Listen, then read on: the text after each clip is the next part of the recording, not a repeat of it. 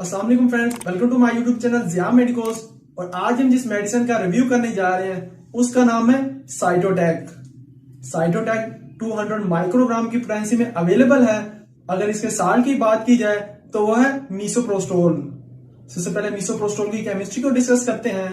तो मीसोप्रोस्टोल एक synthetical analogue है प्रोस्टाग्लैंडिन का, जो कि मेनली फार्मुलेटेड होता है एंटी अल्सरेटिव, मिसकैरेजेस और पोस्टपार्टम हेमरेज के पर्पसेस के लिए। अब इसके मोड ऑफ एक्शन को डिस्कस करते हैं कि ये ड्रग किस तरह अपने एक्शन को परफॉर्म करती है। तो जनरली इस मेडिसिन के दो एक्शन हैं। एक तो ये कि ये आपके स्टमक में मौजूद गैस्ट्रिक पैराइटल सेल से जाके बाइंड होती है, जिससे पैराइटल सेल्स की जो प्रोटॉन पंपिंग एक्टिविटी है वो कम हो जाती है और जिससे एसिड की सिक्रीशन नहीं होती। और जब एसिड की सिक्रीशन नहीं होती तो आपका गैस्ट्रिक, पेप्टिक और ड्यूडिनल अल्सर ट्रीट होता है। इसके साथ ही मीसोप्रोस्टोल सर्वेक्स की मिडल लेयर मायोमीट्रियल से जाके बाइंड होती है और इसकी स्ट्रॉन्ग कॉन्ट्रैक्शन करवाती है, जिससे आपका सर्वेक्स सॉफ्ट, डायलेट और ओपन हो जाता है। अब इसके यूजेज और क्लिनिकल एप्लीकेशंस को डिस्कस करते हैं।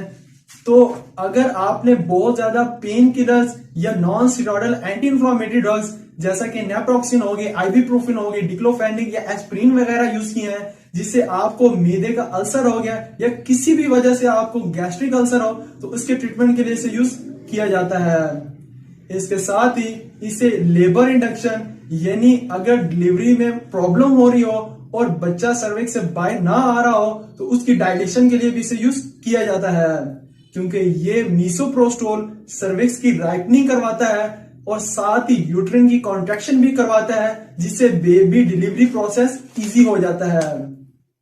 इसके साथ ही इसे मेडिकल अबॉर्शन या मिसकैरेजेस वगैरह के लिए भी यूज किया जाता है। अगर आपकी प्रेगनेंसी का फर्स्ट ट्राइमेस्टर हो और फीटस अभी 12 वीक्स या उससे कम का हो तो उसकी अबॉर्शन के लिए भी इसे प्रिस्क्राइब किया जाता है। अब इसमें होता यह है कि मीसोप्रोस्टोल एक तो प्रेगनेंसी हार्मोन्स को कम करती है और इसके साथ ही यूट्रिन की लाइनिंग को डिग्रेड करती है, जैसा कि यूजुअली फीमेल्स को पीरियड्स में भी होता है, जिससे वो डेवलपिंग एम्ब्रियो डिटैच हो जाता है यूट्रस वॉल से। इसके साथ ही ये सर्विक्स को डायलेट करता है और इंड्यूस करता है स्ट्रॉन्ग मसल कंट्रैक्शन को, जिससे यूट्रस क्लीन हो जाता है और आपकी प्रेगनेंसी खत्म हो जाती है।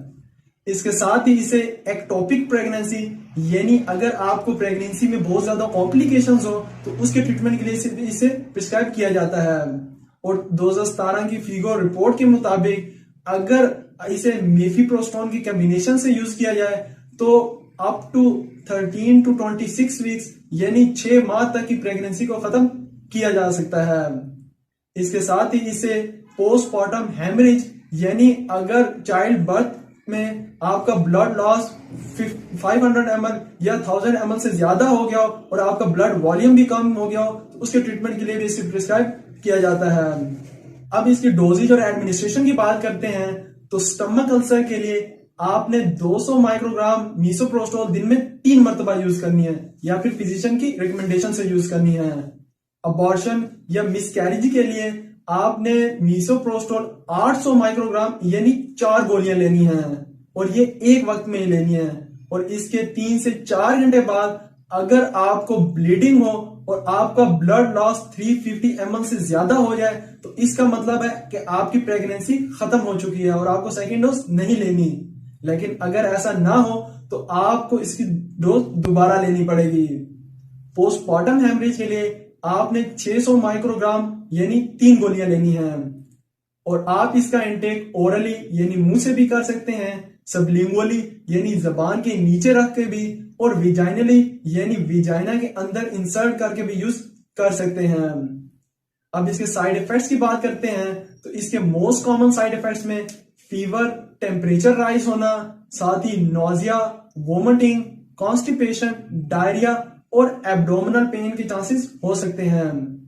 अब इसके कॉन्ट्राइंडिकेशंस की बात करते हैं कि कौन से पेशेंट इसे विदाउट फिजिशियन प्रिस्क्रिप्शन यूज ना करें। तो अगर आप अपनी प्रेगनेंसी को सेव करना चाहते हैं और डेवलप करना चाहते हैं तो प्रेग्नेंट और लैक्टेटिंग वुमेन इसे हरगिज भी यूज ना करें और इसे आपने एज अ सेल्फ मेडिकेशन या वीडियो देके या किसी दोस्त वगैरह के रिकमेंडेशन पे यूज नहीं करनी, बल्कि इसे अपने कंसर्न ऑथेंटिक फिजिशियन और गायनोकोलॉजिस्ट की रिकमेंडेशन से यूज करना है, नहीं तो इससे सीवियर कॉम्प्लिकेशंस भी राइज हो सकते हैं।